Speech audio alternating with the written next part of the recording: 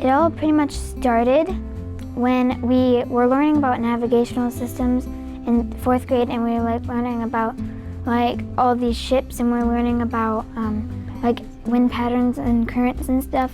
Captains Jay and Carrie Stewart approached me. They've attended the Maine Maritime Academy, and the Maine Maritime Academy is associated with Educational Passages, which is a supporter of this program with these mini sailboats.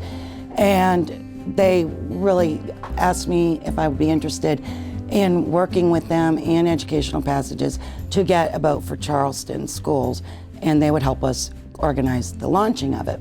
So Educational Passages was founded by a man named Richard Baldwin, who avid sailor, and he sailed around the world, and in his retirement he wanted to be able to bring the life of sailing and all of the information that comes with that. This crosses over a lot of different areas in our curriculum, and I went to my PTA and talked to them about it, and they supported the funding for it. So we purchased the boat, and when we got it, it came in a box.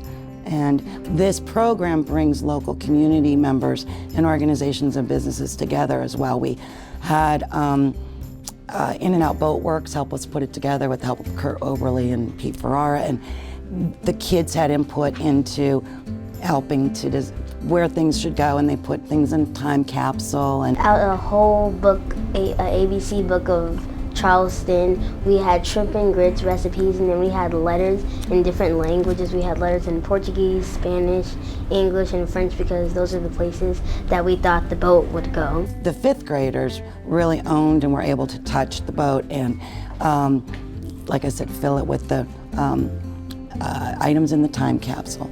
And they were also part of the launching, because it just so happened by coincidence the state of Maine, the Maine Maritime Academy's training vessel, was in Charleston in May, right at the end of school year. So they organized a field trip for us. So we actually got to present the boat to Captain Yeedy and the students aboard. So that was phenomenal. We got a tour.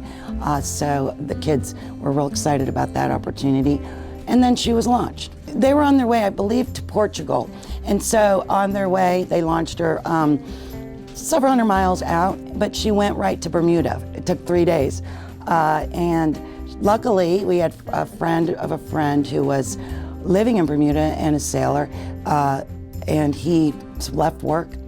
We were able, through our GPS device, that's how we track her, we were able to tell him as a class, precise location, what beach, and he went down and he rescued her for us. You can see the cliff, and he quotes, "Now what?" And he said, of all the beaches in Bermuda, she picked the loveliest, and he put her on the back of the moped, and we love that picture. And then on Memorial Day, he relaunched her, and she's been out to sea 4,800 miles, 9 months, until she landed in Borth Wales. And every day we've watched her. This class, this 4th grade class, we're at one-to-one iPad school. So part of our morning routine is looking at the weather, tracking weather, but also tracking Carolina Dreamer using the GPS device and monitoring her longitude and latitude, making predictions as to where she might be going. And we're able to also look at weather patterns and see what type of storm she may have been in, or what's making her change her course. The green stuff is like how the wind is moving, and like what is it like doing. Like if like the wind was going like, if the green stuff was going like that, then it would mean the wind would be going like that. Like, and then that's how we can like see where she might have been going.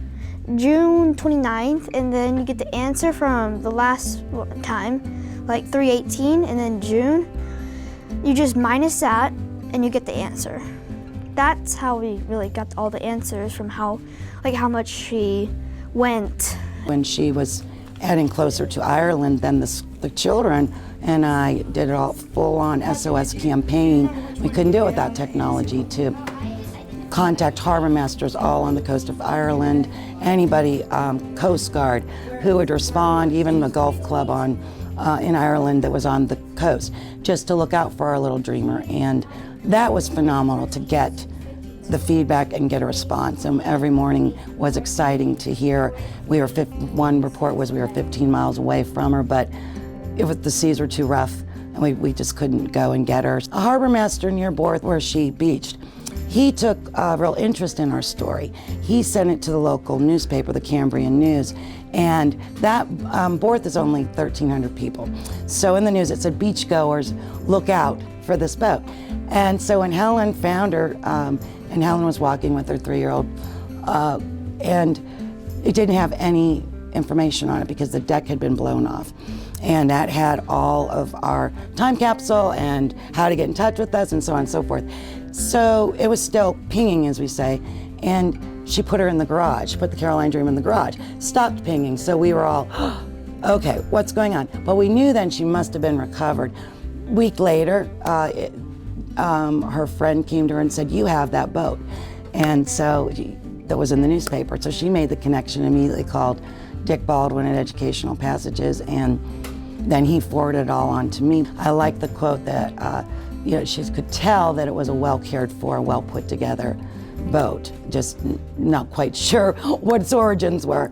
Helen Hanks was walking in the beach with her 3-year-old son, and the Carolina Dreamer was floating right to them. It made me feel really good whenever we found out that she was with a family with kids and stuff, and they were actually learning about us, even though that we didn't even have our time capsule in there. And we're also using the articles that came out, there are so many, to look at, I'm comparing how reporters interpret a story. And for one, there was a headline, "Mini Boat Survives the Bermuda Triangle." And we were talking about accuracy in reporting, and then there were misspellings and things like that. But in the STEM component, the kids have a say-so in this boat's design that's coming up. We learned part of the time capsule needs to be embedded in the hull because we need to make sure if that happens again, people can contact us. And the GPS device, last year, the people that put it together, usually the GPS device would be on the deck. They designed it so it could go in the hull and with boat foam, so that was our saving grace. And so the kids said, yes, we're definitely keeping that part of that, how we put it together. Now we're going to share the boat. The deck's coming here to us. We're going to fix the deck. And then we're over in Borth, they're going to fix the hull. And then together we'll send the deck over, they'll put it together. And the kids highly recommend this time bolting the deck to the hull. So the hope is I'll be able to go over, meet the family, meet the school children. That's another component of this program. It put the kids in touch with other children and to learn about other areas and regions and each other. And take the boat up to Ireland and present it to the captain. That's the goal. But definitely she's going to be back in the water by July.